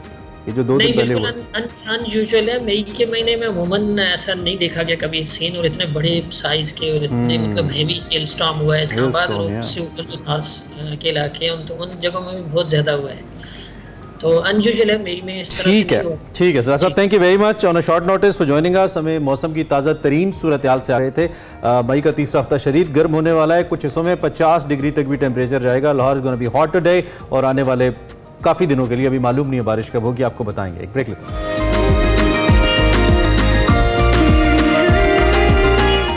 दूसरे हिस्से में खुशामदीद और बात कर लेते हैं उसी खेल की जिसका हमने जिक्र किया आगाज में। अजलान शाह हॉकी टूर्नामेंट के फाइनल में जापान ने दिलचस्प मुकाबले में पाकिस्तान को शिकस्त दे दी। मैच का फैसला पेनल्टी शूटआउट्स पर हुआ और पाकिस्तान ने इवेंट में सिल्वर मेडल भी हासिल किया है। मलेशिया के शहर एपो में खेले गए फाइनल मुकर्रर वक्त तक 2-2 से बराबर हुआ। पहले क्वार्टर तक जापान को 1-0 की बढ़तरी जरूर हासिल थी। तीसरे क्वार्टर में पाकिस्तान के आगाज में एजाज अहमद और अब्दुल रहमान ने फील्ड गोल करके 2-1 की बढ़तरी दिला दी और चौथे क्वार्टर के आगाज में जापान ने पाकिस्तानी सबकत खत्म करते हुए मैच 2-2 से बराबर भी कर दिया। बिल्कुल, और इसके बाद मैच का फैसला पेनल्टी शूटआउट्स के ऊपर हुआ जिसमें जापानी गोलकीपर ने बेहतरीन रोल प्ले किया। पाकिस्तानी प्लेयर्स जीत तक नहीं ले जा सके मैच को। सुफियान खान शानदार कारकर्दगी पर प्लेयर ऑफ द टूर्नामेंट ठहरे, जबकि जो मैन ऑफ द मैच थे उस दिन वो राना वहीद अशरफ थे, उनके नाम ये एजाज रहा। तो ये कैसे हो सकता है कोई पाकिस्तानी पाकिस्तान के लिए कुछ बहुत अच्छा करे और यहाँ पे तो पूरी टीम नहीं किया, हमारे कौमी खेल को लेकर किया, तो हम उन्हें अपने शो में इनवाइट ना करें। एक तो हम आपको बताएं कि हम ऑफ एंड ऑन हॉकी पे बात करते रहेंगे और प्लेयर्स को बुलाते रहेंगे, अपना किरदार पूरा अदा करने की कोशिश करेंगे टू रिवाइव हॉकी और आपकी मुलाकात भी कराएं। सो आज हमारे हीरो जो हमारे साथ मौजूद हैं राना वहीद अशरफ हैं। जो लोग भी हमें देख रहे हैं और खासतौर पर जो सोशल मीडिया पर देखते हैं, हमें उनसे गुजारिश है कि इनको भी उतना ही सपोर्ट करें जितना क्रिकेट को चाहिए। Let's welcome Rana Waheed the champion player. अस्सलाम वालेकुम राना भाई। वालेकुम सलाम। Thank you very much for joining us. सबसे पहले ऑफ एयर तो मैंने आपसे पूछा लेकिन ऑन एयर भी पूछूंगा। सबसे पहले बताइए, थकावट उतरी है, प्रेशर इतना था, इतने अरसे के बाद हम फाइनल तक पहुंचे, फीलिंग्स क्या आती हैं, जरा ओवरऑल बताइए ना हमें। सबसे पहले बहुत शुक्रिया इनवाइट करने के लिए। वेलकम। और थकावट काफी हद तक बेहतर है और जिस तरह 13 साल बाद पाकिस्तान ने फाइनल के लिए क्वालिफाई किया, जो हमारे लिए हॉकी की रिवाइवल के लिए बड़ा जरूरी था, जिस तरह पूरे पाकिस्तान में हाइप क्रिएट हुई है, तो ये बड़ा खुशाइन बात है। इंशाल्लाह अब हमारा फोकस जो है पोलैंड में जो इवेंट होने जा रहा है पूरा फोकस उस पे और वो ज्यादा इम्पोर्टेंट टूर्नामेंट है। कितना बूस्ट मिला है मोराल को इस सारी सूरत हाल से गुजरने के बाद, जब सब लोगों ने आपके नाम लिए, फाइनल तक चले गए, बड़ी अच्छी टीम्स को आपने हराया, कितना मोराल बूस्ट हुआ इस सारी सूरत हाल के बाद? डेफिनेटली ये मैचेस जो थे हमारे लिए, हमारे कोच का भी यही पैगाम था सबके लिए कि हमारा एक लर्निंग प्रोसेस वाला इवेंट है, तो हमारा जो मेन फोकस है वो हमारा नेक्स्ट इवेंट पर था जिसमें प्रो लीग के लिए क्वालिफिकेशन होनी थी। तो ये इस तरह का इवेंट जो था हमारी तैयारी के लिए बड़ा जरूरी था, जिसमें जिस तरह हम फाइनल खेले और फाइनल में जिस तरह हमने 2-2 ड्रॉ किया और पेनल्टी शूटआउट्स पे हारे हैं और मलेशिया को हराया, हमने न्यूजीलैंड से ड्रॉ किया, अनबीटन रहे पूरे टूर्नामेंट में, तो इसमें हमारे कॉन्फिडेंस में भी बूस्ट आया और ये है कि इंशाल्लाह ये अगले इवेंट के लिए बेहतर हमारे लिए। अच्छा राना वहीद, हमने देखा बड़ी शानदार कारकर्दगी रही ओवरऑल पूरी टीम की, और एंड तक भी फाइनल में भी हमने देखा बस ट्रॉफी आते आते हाथ से फिसल गई। क्या लगा उस वक्त, क्या महसूस हुआ, और आपको क्या लगा कि कौन से ऐसे कुछ फैक्टर्स थे जिनकी वजह से ऐसा हुआ, ये ट्रॉफी मिस हुई, और आगे जैसे कि आपने बताया कि अगले इवेंट के लिए आप तैयार हैं, उसमें ऐसी चीज़ें ना हो तो बेहतरी की गुंजाइश होगी? टूर्नामेंट के स्टार्ट में हमारा कुछ स्ट्रक्चर इतना अच्छा नहीं था, लेकिन वो हमारा जो हॉलैंड के कोच थे हमारे, तो मैच बाय मैच हमारे काफी जो खामियां थी वो कम होती गई। एंड ऑफ द टूर्नामेंट हमारा स्ट्रक्चर काफी बेहतर था, और आई थिंक हमें कुछ चीजों पर अपने रिगेनिंग पर, pressure on the ball carrier पर, कुछ इसके अलावा प्लेंटी शूटर्स पर काम करना होगा, जो आने वाले इवेंट में हम जो है चाहते हैं कि उसमें ये इन चीजों की वजह से हमको मैच इस तरह का फाइनल या बड़ा मैच ना हारे। मुझे ऐसा लगा एक सरप्राइज हो गया था आपके लिए पेनल्टी शूटआउट्स पे फाइनल का जाना। आई मीन मुझे लगता है हमारे विकेट कीपर रेडी नहीं थे, या हमारे प्लेयर्स समाओ कि शूटआउट्स पे जाएगा, और वहाँ पे क्योंकि बड़ा मार्जिन आ गया था 4-2 का आई बिलीव, तो ऐसा कुछ था, सरप्राइजिंग था आपके लिए या सरप्राइजिंग नहीं था, बस गेम अच्छी नहीं हो पाई? Wasn't a good time at that time? Surprisingly I think हमें फील्ड में ही जीत जाना चाहिए था। जिस तरह हम खेले हैं लास्ट क्वार्टर, जिस तरह हमें आखिरी 4 मिनट में 2 से 3 पेनल्टी कॉर्नर्स मिले हैं, ओपन चांसेस मिले हैं, तो आई थिंक सो कि ये अब हार्ड लक कह सकते हैं कि पेनल्टीज पे एक टीम ने जीतना है, लेकिन इसकी हम इंशाल्लाह अगले इवेंट में जब जाएंगे तो उसकी पूरी तैयारी करके जाएंगे। तो राना वहीद, हमने देखा कि अच्छी कारकर्दगी पर टीम की सब जानिब से मुबारकबादें भी आईं और बड़ा पुरतपाक इस्तकबाल भी किया गया, मुबारकबाद देने के लिए सब सामने आ गए, लेकिन आपको क्या लगता है इंतज़ामी और जो माली सतह है उस पर हॉकी के रिवाइवल के लिए क्या क्या और मुश्किलात हैं, और इन मुश्किलात को ख़त्म कैसे किया जा सकता है? जो मुबारकबाद देने वाले हैं वो इस हवाले से और क्या कर सकते हैं? आई थिंक सो कि इसमें स्पॉन्सर्स जो हैं, बड़े स्पॉन्सर्स आने चाहिए पाकिस्तान हॉकी के लिए भी, जिस तरह क्रिकेट में आते हैं, उनको प्राइवेट सेक्टर्स को आना चाहिए कि हमें सपोर्ट करें, क्योंकि हॉकी अब हमारे मुल्क में इतना फेम गेम नहीं है जैसे क्रिकेट है, बाकी स्पोर्ट्स भी इवन के क्रिकेट की निस्बत अगर देखा जाए, तो मेरा मानना है कि ये इनको गवर्नमेंट को स्पेशली जिस तरह ने इस इवेंट में हमें सपोर्ट किया, जिस तरह इस इवेंट में हाइप क्रिएट हुई है इस टूर्नामेंट की, तो आने वाले इवेंट्स में भी इसी तरह हमें सपोर्ट करें, और प्राइवेट सेक्टर्स जो बड़े स्पॉन्सर हैं उनको चाहिए कि पाकिस्तान हॉकी को सपोर्ट करें और इनको स्पॉन्सर करें। ये नेशनल गेम है और लड़कों में टैलेंट की कोई ऐसी कमी नहीं है। हम साल में मैचेस ही बहुत कम खेलते हैं जिसमें हमारे पास फंड ही नहीं होते। इंडिया है, मलेशिया है, उन्होंने साल में 40 से 45 मैचेस खेलने हैं, तो डेफिनेटली वो टीम ग्रो करेगी जो मैचेस ज्यादा खेलेगी, टॉप टीम्स के साथ खेलेगी। तो हमें भी जब मैचेस मिलेंगे, टॉप टीम्स के साथ खेलने का मौका मिलेगा, तो इंशाल्लाह हम जल्दी ग्रो कर देंगे। तो आपकी क्या स्टोरी है? क्या आप भी एक मुतवस्सित तबके से सामने आए? मुश्किलात थी, माली मुश्किलात थी जब आप टीम में शामिल हो रहे थे? और अगर और लड़कों की भी कोई माली मुश्किलात जिनका आप तस्करा करना चाहें, कोई मिसाल देना चाहें, तो ज़रूर दीजिए ताकि लोगों को पता चले कि आप किन कम वसाइल के बावजूद पाकिस्तान के झंडे को इतना बुलंद करने में कामयाब हुए। आई थिंक हॉकी प्लेयर्स जो हैं मोस्टली वो मेरे ख्याल में 95% एक दरमियानी या मीडियोकर फैमिली से बिलोंग करते हैं। कोई इतना अमीर घरों के बच्चे नहीं खेलते खैर ये, लेकिन मेरे तो वालिद साहब को बड़ा शौक था, वो लेकर जाते थे हमें, बचपन से उनकी बड़ी सपोर्ट थी। तो अगर ये इस तरह के इवेंट्स में हम विक्ट्रीज ले आए, जिस तरह अब हाइप क्रिएट हुई थी, तो आने वाली नस्ल जो है वो हॉकी की तरफ राग़िब होगी। मेरा ख्याल ये एक खुशाइन बात होगी कि अगर मीडिया हो गया और गवर्नमेंट होगी, अगर हमें सपोर्ट करे, मीडिया कवरेज मिले, तो ये बच्चे भी देखेंगे कि हमारा नेशनल गेम है। किसी को पता नहीं कि हॉकी हमारा नेशनल गेम है, इसका ये हाल हो चुका है। तो आई थिंक सो ये फर्स्ट स्टेप टुवर्ड्स जो है वो हमारा रिवाइवल है। इंशाल्लाह आने वाले वक्त बेहतर होगा पाकिस्तान हॉकी के लिए। आपका जो अल्फाज का इस्तेमाल है वो भी बड़ा कमाल है। मुझे लगता है कि आप इसमें भी आपकी दिलचस्पी है, ये ब्रॉडकास्टिंग एंड जो है। अभी वैसे कुछ सेलिब्रिटी वाइब्स आ रही हैं, थोड़ी फील हुआ है कुछ कि यार हम खेल रहे हैं कौमी खेल, माशाल्लाह एक टाइम था नेशनल प्लेयर्स की क्या बात थी। अब भी जब आप वेस्टर्न ये अपने यूरोपियन ममालिक में जाते हैं, आई नो कि आपको बड़ा रिगार्ड किया जाता है हॉकी प्लेयर्स को, वहाँ पे हॉकी की बड़ी वाइब है, बड़ा गेम है। तो यहाँ पे अब कुछ थोड़ा फील हुआ है कि हम भी सेलिब्रिटीज़ हैं?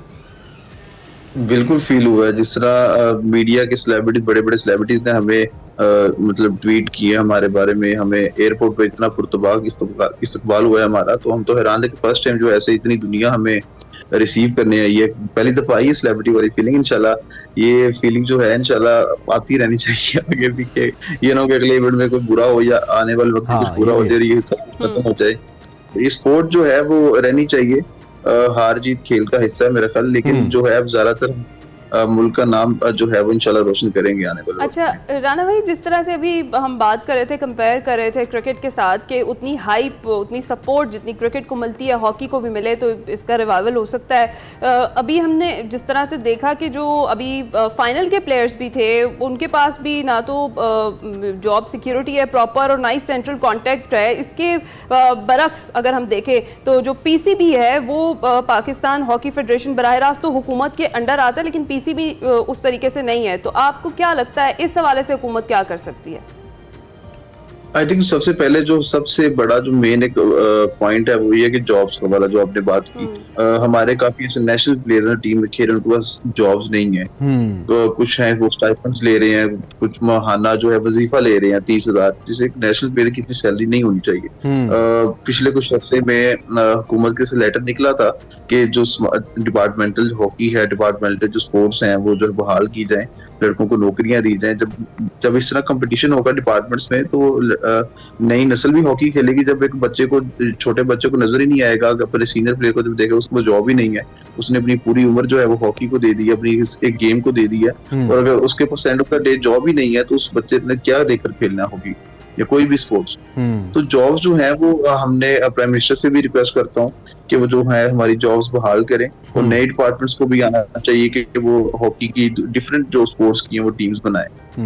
और हॉकी फेडरेशन को भी ये चाहिए कि बजाय इसके कि दो लोगों में तकसीम रहे, इख्तियारात की जंग रहे, अपनी पर्क्स रहें, उनको प्लेयर्स तक पहुंचना चाहिए। ये आप तो नहीं कह पाएंगे लेकिन हम ज़रूर कहना चाहते हैं, वी नो कि किस किस्म के मसाइल फेडरेशन के अंदर हैं। दूसरी जानब अब ये भी हमें बताइए कि, और साथ साथ एक बड़ी इंपॉर्टेंट बात की, जो कैश अवार्ड्स हैं ये तो चले इंपॉर्टेंट हैं, ये ना भी हो, इससे ज़्यादा बेहतर है अगर अच्छी जॉब्स दे दी जाएं प्लेयर्स को, ताकि वो एक रेगुलर बेसिस पे अपने आप को फाइनेंस कर सकें। अपने आसपास के लोग, अपने दोस्त या वो लोग जो आपके दोस्त नहीं थे समहाउ, उनके लिए उनके सामने कैसे इमेज बदला है? कुछ ऐसे लोग भी होंगे इस मौके पे वही जो डिस्करेज करते होंगे, जो कहते होंगे छोड़ दो कुछ और कर लो, हॉकी में क्या रखा हुआ है, ज़रा उनके बारे में हमें बताइए। जी, ये तो पार्ट ऑफ लाइफ है कि हमेशा इर्द गिर्द अच्छे लोग भी होते हैं, बुरे लोग भी होते हैं, आपको सपोर्ट करने वाले भी होते हैं, सपोर्ट नहीं करने वाले भी होते हैं। लेकिन आई थिंक मेरा इसमें इतना कोई मैं नहीं सोचता, क्योंकि मेरा ये शौक है, मेरा ये प्रोफेशन है हॉकी खेलना। तो एंड ऑफ द डे कुछ लोग आपकी जो है वो तारीफ करेंगे, कुछ आप लोगों को जो है वो डिग्रेड करेंगे। तो मेरी जिंदगी में सिर्फ मैं पॉजिटिविटी रखना चाहता हूँ। आप बाबर आजम की मिसाल ले रहे हैं, वो पाकिस्तान क्रिकेट का स्टार, दुनिया का स्टार, सुपर स्टार है वो। लोगों ने, कुछ लोग जो नेगेटिविटी फैलाते हैं उन्होंने उसको नहीं बख्शा, तो हम क्या चीज है? हमेशा आई थिंक पॉजिटिव रहना चाहिए। वन लास्ट थिंग, क्या ड्रीम क्या है? What your dream Rana Waheed? क्या शौक है, क्या ख्वाब है कि ये जिस दिन होगा उस दिन ठीक हो जाएगा सब? ड्रीम यही है कि ओलंपिक्स का मेडल, वर्ल्ड कप का मेडल लाना है।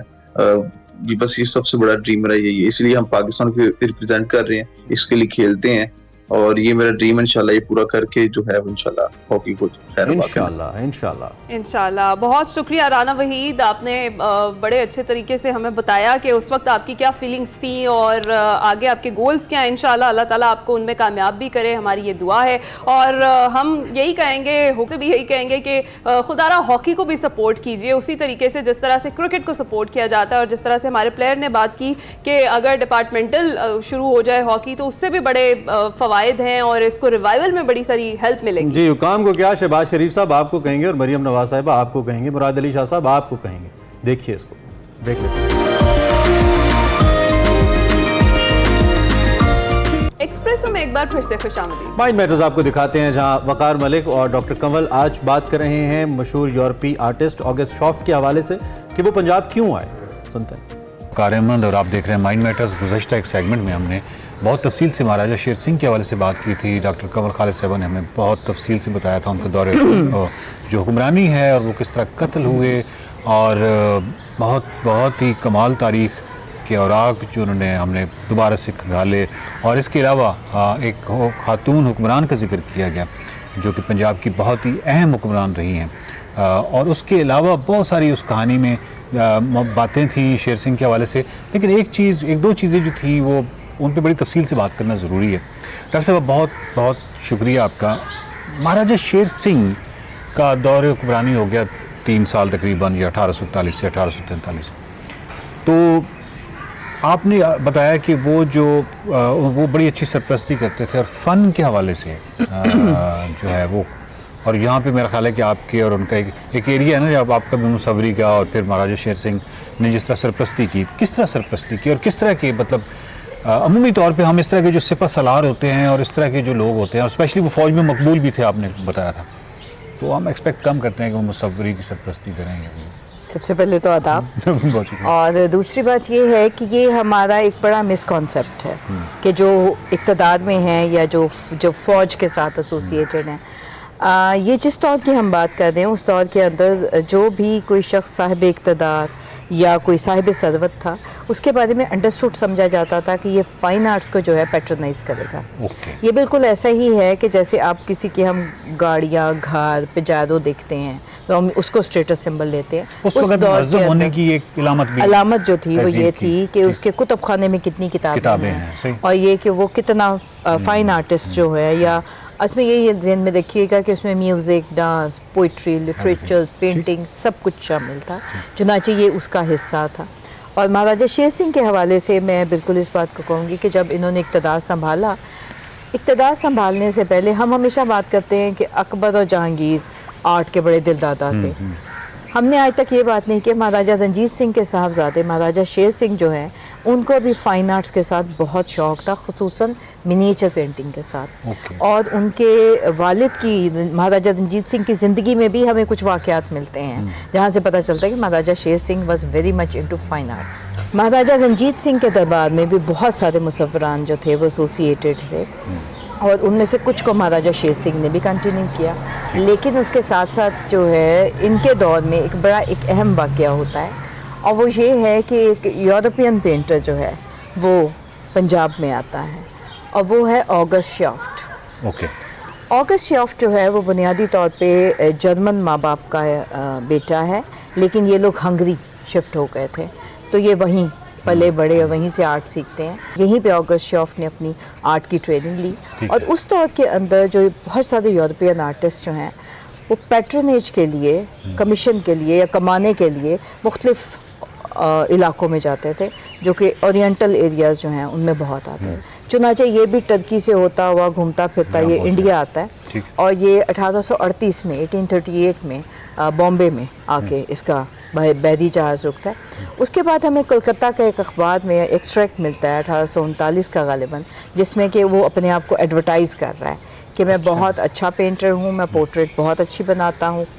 कोई और लिख रहा है उसके बारे में नहीं, लेकिन वो कोई वो अखबारी तराशा वो है। मैं आपको एक्सट्रैक्ट दे दूंगी उसका एग्जैक्ट, अच्छा ठीक, कि वो उसके बारे में जो लिखा गया और वो उसमें जो है फिर सबसे आखिर में उसने लिखा हुआ है कि भाई मैं बहुत कम वक्त में और बड़ी सस्ती और बड़ी अच्छी तस्वीरें बनाता हूँ। आप जब इंटरनेशनल आप देखेंगे ना राइट अप, तो उसमें होगा लिखा होता है कि ऑगस्ट श्याफ्ट जो था वो सफ़र सैर करता यहाँ आया नहीं, ऐसा नहीं था, वो काम की तलाश में यहाँ पर आया और घूमता फिरता 1841 में वो पंजाब आके सिख दरबार के साथ एसोसिएट हो जाता है।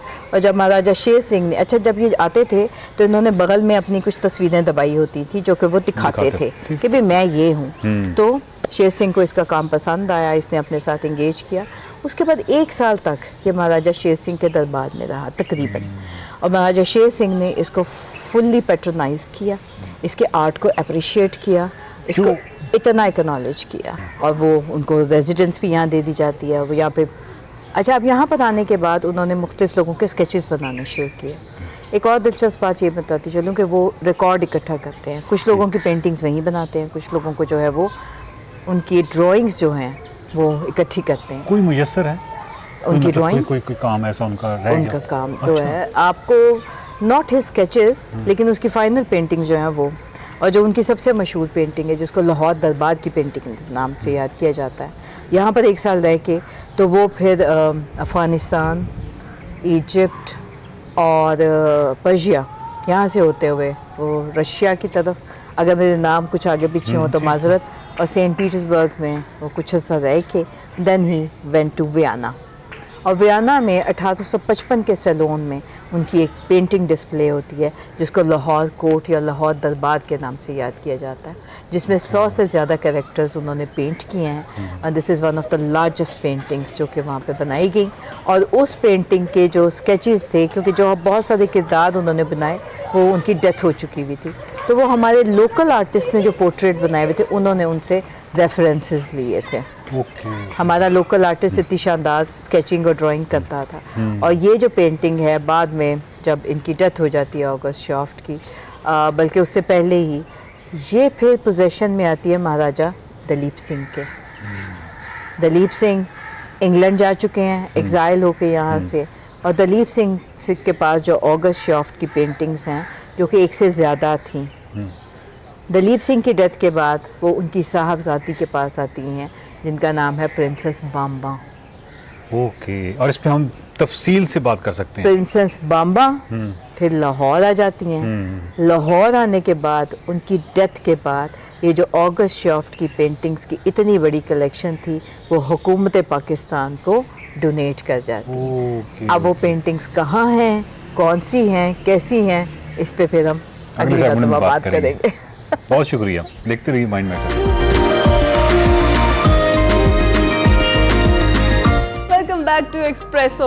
हॉकी का हमने जिक्र कर लिया, अब क्रिकेट का भी कर लेते हैं जी। शाहीनों ने आयरिशमैन्स के खिलाफ कम बैक कर लिया है। प्रोग्राम के आगाज में भी आपको बताया था, दूसरे T20 में 7 विकेटों से शिकस्त दे दी। बाबर आजम ने बतौर कप्तान मुख्तसर फॉर्मेट में सबसे ज्यादा फतुहात समेट ली हैं।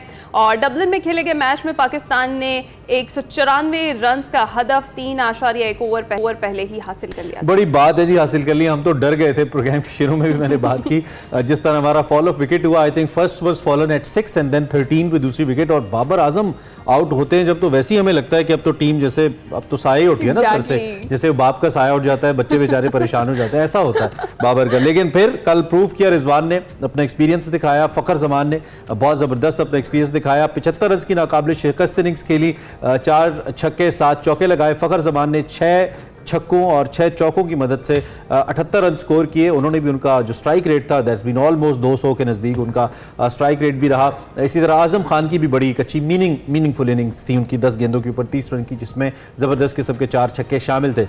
सो अब बात जो करने की है, जिसमें हमने तजिया भी लेना है, वो ये है कि एक तो पहले मैच में तो हम हार ही गए, शायद ज़्यादा लाइट ले गए। फिर दूसरे मैच के अंदर जब हमने बैटिंग नहीं की, बॉलिंग करवाई, तो तकरीबन 200 रन बनवा दी, और पहले में 180 182 बना पाए। ये कोई बहुत अच्छी क्या बहुत बुरी कारकर्दगी है टीम की। और वैसे तो कहते हैं ना कि जीत के सब बाप होते हैं लेकिन हार यतीम होती है, लेकिन यहाँ पे इस जीत को भी डिस्कस करना बहुत ज़रूरी है। अवैस हमारे साथ मौजूद हैं, उनका ज़रा तजिया लेते हैं। Thank you very much Syed Mohammad Awais, आप कैसे हैं? ठीक ठाक हैं? अल्लाह का शुक्र, आप सुनाएं ठीक हैं? ये महज मेरी फैंस वाली फीलिंग है जो थोड़ी डिसअपॉइंटिंग है, या टेक्निकली भी आपको लगता है कि नहीं, पाकिस्तानी टीम का और आयरिश टीम का ऐसा मुकाबला नहीं होना चाहिए था, या T20 का फॉर्मेट ही ऐसा है कि कभी भी कोई भी ऊपर आ सकता है? क्या टेक है आपका इसके ऊपर? फैन फॉलोइंग की अगर बात करें तो ऑब्वियसली इस वक्त पाकिस्तान टीम जितना ज्यादा रडार के अंदर आपको नजर आती है, शायद ही आपको ज्यादा स्पोर्ट्स आपको नजर आ रही है। लेकिन एक चीज इमरान भी ऐसा क्रिकेटर, आपको एक चीज अंडरस्टैंड करनी पड़ेगी। आयरलैंड की अगर टीम की बात करूं, they played out class cricketer, चाहे वो मैच की बात करें, पिछले मैच की बात करें। और ये मुझे मैं आयरलैंड के खिलाफ मैचेस भी खेला हूँ, मुझे आज भी याद है जब इनके पुराने कैप्टन होते थे पॉटरफील्ड, वो एक बात करते थे, एक दफा रो पड़े थे कॉन्फ्रेंस के अंदर, उन्होंने कहा था कि हम लोग कंसिस्टेंटली परफॉर्म कर रहे हैं लेकिन हमें स्टेटस क्यों नहीं दिया जाता वनडे का। तब वनडे ज्यादा खेली जाती थी, T20 उसका स्टार्ट नई चीज हुई थी। तो वो बता रहे हैं कि कितना कैपेबिलिटी उनकी टीम के अंदर मौजूद है। T20 के अंदर one of the best sides Ireland. अगर हम बात करें क्वालिफायर्स की बात करूं तो आपको जहां अफगानिस्तान नजर आता है, आपको वहीं आयरलैंड की टीम नजर आती है कि हमेशा टॉप ऑफ द लाइन वो नजर आती है। उनके बैट्समैन की बात करें, जिस तरीके से वो क्रिकेट खेलते हुए आए, कल नजर आया कि एग्रेसिव अप्रोच, जो बार बार हम इंटेंट की बात करते हैं, जो पाकिस्तान टीम में कमी महसूस होती है, वो आयरलैंड की टीम में आपको नजर आती है। लोग ये भी बात जरूर कर रहे हैं कि जी 250 स्कोर हो रहा है, चेज हो रहा है, लेकिन शायद उन लोगों को ये भी समझना चाहिए 250 स्कोर लीग के अंदर होता है। जब आप वर्ल्ड कप खेलने जाते हो 250 स्कोर नहीं होता, वहाँ 140 भी 150 भी प्रेशर स्कोर होता है, आसान नहीं होता करना, क्योंकि वर्ल्ड कप स्टेज मैचेस हैं। यहाँ पर गलतियां बहुत है पाकिस्तान टीम के अंदर, इस चीज पे एग्री भी हूँ। बैटिंग की बात करते हैं कि जहां पर आपने इतने ज्यादा ओपनर्स जो उनसे अपने पास रखे हुए हैं पाकिस्तान टीम के अंदर, आपका मिडल ऑर्डर आप उसको बिल्कुल ही आप नजरअंदाज कर चुके, आपको पता नहीं कि मिडल ऑर्डर के अंदर किस प्लेयर ने खेलना है, किसने नहीं खेलना। पेस बैटिंग की बात करें, पेस बैटिंग के अंदर कभी आप मोहम्मद आमिर को रेस्ट दे देते हो, कभी आप कुछ चेंजेस करने लग पड़ते हो, तो बहुत सी चीजें इस वक्त पाकिस्तान टीम के अंदर चल रही हैं, जो एक प्रॉपर स्क्वाड जो आपने वर्ल्ड कप के लिए लेके जाना है, मैं फिर उस चीज पे जोर दूंगा कि इस सीरीज के बाद आपका स्क्वाड फिर चेंज होगा। तो वैसे जिस तरह से अभी इमरान ने भी बात की, हार का भी जिक्र कर लें, एक मैच तो हम जीते हैं, तो 2024 में मेरा ख्याल है 11 मैचेस में 7वीं बार हम हारे हैं, और आयरलैंड की टीम से हारना, आपको क्या लगता है कि हमारे वर्ल्ड कप की तैयारी कितनी स्ट्रांग है? कैसे हारने के लिए वेकअप कॉल मैंने कहा ना कि जब आप आयरलैंड की टीम से हारे तो एक वेकअप कॉल आपको है कि यार अगर मैं पूरे ट्रैक रिकॉर्ड की बात करूं, आपने राइटली पॉइंट आउट किया, पाकिस्तान ने ऐसे T20 side one of the best sides जानी जाती थी दुनिया के अंदर, थी मैं कहूँगा, अब नहीं जानी जाती। जो हालात हमारे चल रहे हैं इस वक्त, बहुत सी चीजें जिस पे हमें वर्कआउट करने की जरूरत है। बाबर आजम बड़े कॉन्फिडेंट लगे, प्रेस कॉन्फ्रेंस में उन्होंने कहा कि वर्ल्ड कप के अंदर हमें पता है कि पाकिस्तान टीम कितनी केपेबल है, हम वर्ल्ड कप जीत के आएंगे, अल्लाह करे कि आप जीत के आए, लेकिन जो चेंजेस और खास करके जिस ऑर्डर का बैट्समैन है उसको खिलाना बहुत जरूरी है आपके पास।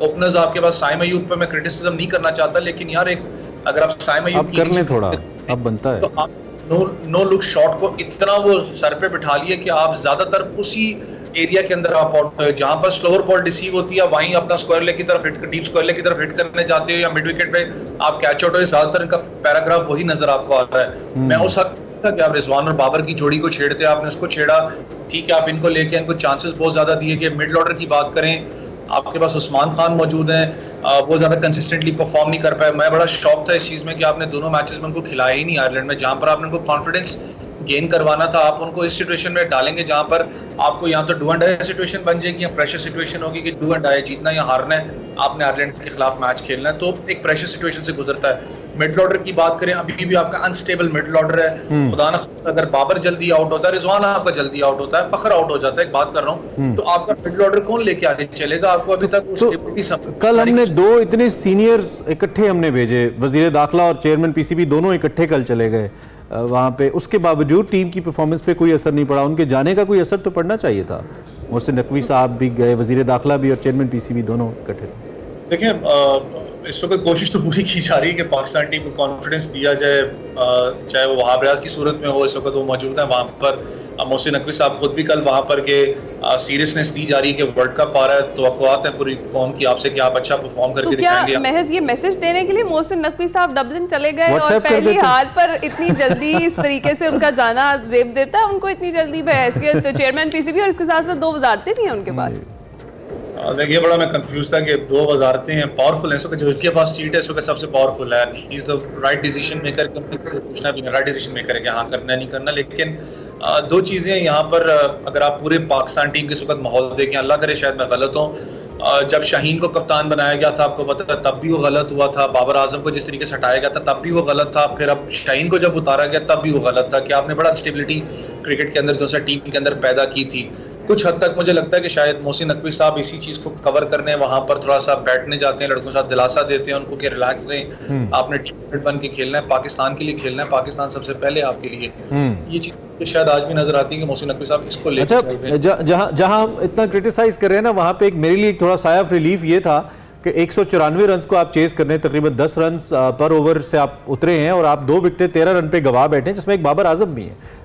उसके बावजूद टीम का कमबैक करना एक बड़ा मेरे लिए खुशाइन भी था एक लिहाज से, कि जब आपके जहन में ये हो कि नहीं हमने ये मैच किसी सूरत नहीं हारना, हमने ये सीरीज किसी सूरत नहीं हारनी, then you make a comeback और फिर आप फाइनल तक ले जाते हैं और अच्छा कंफर्टेबली जीत भी सकते हैं। तो ये कम से कम एक प्लस भी था कल के मैच में। वैसे देखिए प्लस पॉइंट्स तो हैं, मैंने कहा ना कि सबसे ज्यादा जीत भी इस वक्त बाबर आजम के पास ही मौजूद है, ऐसा कैप्टन का उन्होंने रिकॉर्ड भी अपने नाम किया, 45 के करीब है वो जीत हैं। अगर बात करूं टीम यूनिट की, तो एक चीज आप भी शायद इससे एग्री करेंगे कि जब आप वर्ल्ड कप या बड़े टूर्नामेंट्स के अंदर जाते हैं तो आप 2 प्लेयर्स के ऊपर नहीं चलते कि रिजवान और बाबर ही परफॉर्म करके देंगे तो हमारी टीम आगे लेके चलेगी। 1-2 मैचेस के अंदर हो सकता है, शायद एक सीरीज के अंदर भी हो जाए, वो बड़ा कम होता है कि आप एक सीरीज के अंदर भी ऐसा हो। जब वर्ल्ड कप में आप जाते हो तो आप टीम यूनिट बन के जाते हो। मैं इस बार पे हमेशा जोर देता रहा हूं कि यार बाबर और रिजवान के जो एक हमने जो एक माइंडसेट बना लिया ना हमारी टीम ने, यहाँ मैं ऐसा व्यूअर यार ये 2 परफॉर्म करेंगे तो अगली टीम लेके हमारी जो सी टीम आगे चलेगी। नहीं है भाई, आप 2 प्लेयर्स के आगे नहीं घूम सकते, आपको बाबर आजम को दिमाग से निकालना पड़ेगा, आपको टीम यूनिट बन के जीतना है। आप एक प्लेयर हमेशा नहीं जीत सकते हो, आपको निकल के टीम यूनिट बन के खेलना है। यहाँ पर मैं फिर आपको कह रहा हूँ कि टीम वर्ल्ड कप से पहले इसमें चेंजेस होंगी, आमिर जमाल वापस आएगा, आई डोंट नो कि हारिस को ये वापस लेके आते नहीं लेके आते, लेकिन गल हो गई है वैसा अच्छा वैसे आप जिस तरह से अभी बैटिंग लाइन की तो हमने बात की है, बॉलिंग पे भी ज़रा कमेंट करें, क्या क्या तब्दीलियों की ज़रूरत है और कहाँ कहाँ कमियां देखी आपने? देखिए, आपने यूएस के अंदर वर्ल्ड कप खेलना और अब तक जो खबरें आ रही थी वो यही है कि ड्रॉप इन विकेट्स हैं, वहां पर थोड़ा सा बॉल जोन्स है वो स्पिनर्स को ज्यादा डोमिनेट करेगा। मैं एग्जांपल दे देता हूँ, इंडिया की टीम आप देख लें 4 स्पिनर्स उठा के लेके जा रही है। आप दूसरी टीम्स को देखिए, उन्होंने ज्यादा उनको फोकस किया है जो लड़के, मैं सबसे ज्यादा हैरान था साउथ अफ्रीका पे, वेंडरसन एक तगड़ा मिडिल ऑर्डर बैट्समैन है, मैं उसको कंपेयर गिब्स के साथ करता हूँ कि उसने कमी में पूरी की है, लेकिन उसको उन्होंने ड्रॉप किया, वो परफॉर्म नहीं कर रहा था। एक और लड़का वहां पर लेके आया, हेनरिक्स उनकी टीम में मौजूद है। तो आपको डिसीजन वो लेनी पड़ती है जो राइट पीक लड़के ने पकड़ी हो, फॉर्म के अंदर हो, ताकि वर्ल्ड कप के अंदर जा सके। स्पिन बॉलिंग यूनिट है, उसामा मीर आपका टॉप का स्पिनर था पीएसएल के अंदर, आपने उसको टीम से ड्रॉप किया, रीजन क्या है किसी को कोई पता नहीं। आप इमाद वसीम, वो तो एक ऑलराउंडर की हैसियत से आते हैं, शादाब खान भी एक ऑलराउंडर थे। जेन्युइन स्पिनर की अगर बात करो, इब्रार के अलावा आपके पास कोई भी मौजूद नहीं है। ठीक है, अच्छा राइट, बस गॉट इट। मैं चाहता हूँ time, sorry to cut you, time कम है। जेम्स एंडरसन की अगर बात ना करें तो बड़ी ज्यादती होगी। What a era, what a game, what a player England has so far produced. 41 साल की उम्र, 700 विकेटें, ब्रिलियंट। मैं चाहता हूँ in last 40 seconds please comment करें आप। रिटायर हो जो रिकॉर्ड है लिटरली अनब्रेकेबल है, क्योंकि जितनी क्रिकेट आपको पता तेज हो चुकी है और ज्यादा T20 हो चुकी है, रेड बॉल पे इस दफा ज्यादा लड़के फोकस करते नहीं है। This is unbreakable record. और जिस तरीके से एंडरसन का अगर बात करूं तो जब आए थे इंग्लैंड टीम में नए, मुझे याद है उनको ज्यादा रेट किया जाता था white ball cricketer as compared to red ball cricketer, लेकिन जिस तरीके से उन्होंने अपने आप को रेड बॉल क्रिकेट के अंदर यूटिलाइज किया इंग्लैंड के लिए, इंग्लैंड ने उनको यूटिलाइज किया। इस एज के ऊपर जाके इतना फिट अपने आप को रखना, नो डाउट क्लास है सीरियसली। 41 इयर्स ऑफ एज, ऐसा फास्ट बॉलर, आपकी जो बॉडी है वो डिक्लाइन होना स्टार्ट होती है, ऐसा फास्ट बॉलर 32 के बाद थोड़ा सा डिक्लाइन होती है, लेकिन अब फिट रखना 42 इयर्स ऑफ एज पे जाके फिर उसके बाद 700 प्लस विकेटें लेना, मैं कह रहा हूँ इस एरा के अंदर ये अनब्रेकेबल रिकॉर्ड है, क्योंकि T20 इतनी ज्यादा हो चुकी है, टेस्ट क्रिकेट होती कोई नहीं, इतनी ज्यादा लड़के उसको फोकस नहीं करते। Hats off, he will be missed. और इंग्लैंड को जो एक सीजन जो एक रेड बॉल क्रिकेटर था उसकी, England is gonna miss him for sure. बिल्कुल, इसमें कोई शक नहीं है। Cricket is gonna miss James Anderson, जिस तरह की उनकी परफॉर्मेंस रही है, the kind of bowling action with the time उन्होंने उसको उसके अंदर जो क्लास लेकर आए हैं, that is unmatched. Thank you very much Syed Awais, cricket के ऊपर सिल कॉम्प्रिहेंसिव कमेंट्री करने के लिए। पाकिस्तान क्रिकेट की भी हमने बात की, कुछ इंटरनेशनल क्रिकेट को भी टच किया। लेट्स होप फॉर गुड, अब तीसरा मैच जीतें और सीरीज अपने नाम करें और एक कॉन्फिडेंस के साथ इंग्लैंड के खिलाफ जाएं इंशाल्लाह। आज के एक्सप्रेसो से इतना अपना ख्याल रखिएगा, फीडबैक जरूर। हमारे पास एक पार्ट और है, बहुत जल्दी है ना। ब्रेक लेते हैं, बताते हैं। Welcome back to Expresso. Programme के आखिरी हिस्से में कुछ बात कर लेते हैं। खूबसूरत आसमान की बड़ी सारी तस्वीर हमने देखी इमरान, मेरी टाइमलाइन पे तो बहुत थी, वीडियोस भी थी, ये आप भी अपनी स्क्रीन पर देख सकते हैं। 22 साल बाद सूरज का ये शमसी तूफान रुमा हुआ है और पाकिस्तान का जो खलाई अदारा है स्पार्को, उसके तहकीक के मुताबिक सूरज से जब ये जो रेज़ हैं इनका इजाफी अखराज होता है, ज़मीन की जब आता है तो इस तरह की जो रोशनियाँ हैं वो जन्म लेती हैं। और स्पार्को के मुताबिक सूरज से आने वाला ये शमसी तूफान 10 मई की रात शुरू हुआ, जो अगले 48 टू 72 आवर्स तक असरअंदाज रहेगा। कितना खूबसूरत नज़ारा है इमरान जी, बिल्कुल। और देखना यहाँ पे ये होगा कि अगर ये कहा जा रहा है स्पार्को की जानिब से कि इजाफी ये रेज हैं जो कि आ रही हैं, तो इसकी बुनियादी वजह क्या है। हाँ। और कहीं इंसानों के लिए या जो ज़मीन पे रहने वाले हैं उनके लिए हार्मफुल तो नहीं थी, इसका तो बज़ाहिर फिल वक्त अंदाज़ा नहीं है, लेकिन ये एलामिया जो स्पार्को ने किया, जो कि पाकिस्तान का वाहिद इदारा है जो कि खलाई तहकीक के ऊपर काम करता है, उसने ये कहा है कि जो शमसी तूफ़ान है इसकी वजह से रोशनियों ने जन्म लिया। इसको औरोरा कहा जाता है एज़ पर आर इंफॉर्मेशन। और इन रोशनियों जिन्हें एटलांटा और जनूबी अफ्रीका तक देखा गया है, इस हवाले से स्पार्को को शमसी तूफ़ान पर अपने आलात की मदद से उन्होंने कहा जी कि हम इस पर नज़र रखे हुए हैं। और उनका जो डिक्लेरेशन है, जो एलामिया है, जो बयान है, वो ये भी कहता है कि इस तूफ़ान के असरात सेटेलाइट और मवासलात पर होते हैं। So this is the point that I was talking about कि क्या इसके कोई असरात तो नहीं मुरतब होते इसके। पाकिस्तान में इस शमसी तूफ़ान के असरात के इम्कानात कम है, हम थोड़े से दूर हैं दुनिया से, या दुनिया से थोड़े से पीछे हैं, सो पहले असरात ज़्यादा पड़ रहे हैं, हम पे कम है। लेकिन I just hope and pray कि अगर इसके कोई असरात हैं भी तो वो पॉजिटिव हो। आजकल तो कुछ भी होता है तो डर ही जाते हैं कि पता नहीं कोई नई चीज़ ही ना हो जाए, कुछ नया मसला ही ना हो जाए, स्किन के मसाइल शुरू हो जाएं। तो बहरहाल जी 22 साल के बाद ही हुआ है। बिल्कुल 22 साल अब आप शो खत्म करें। अब मैं शो खत्म करूंगी। वैसे जाते जाते आपने आगाज में भी ये अच्छी खबर दी थी, वापसी पर भी दे देते हैं कि पेट्रोल की कीमतों में जो है कमी का इम्कान अच्छा खासा जाहिर किया जा रहा है। इसी पर शो का इख्तिताम करेंगे। अपना ख्याल रखिएगा, हमें फीडबैक जरूर दीजिएगा। अल्लाह हाफ़िज़।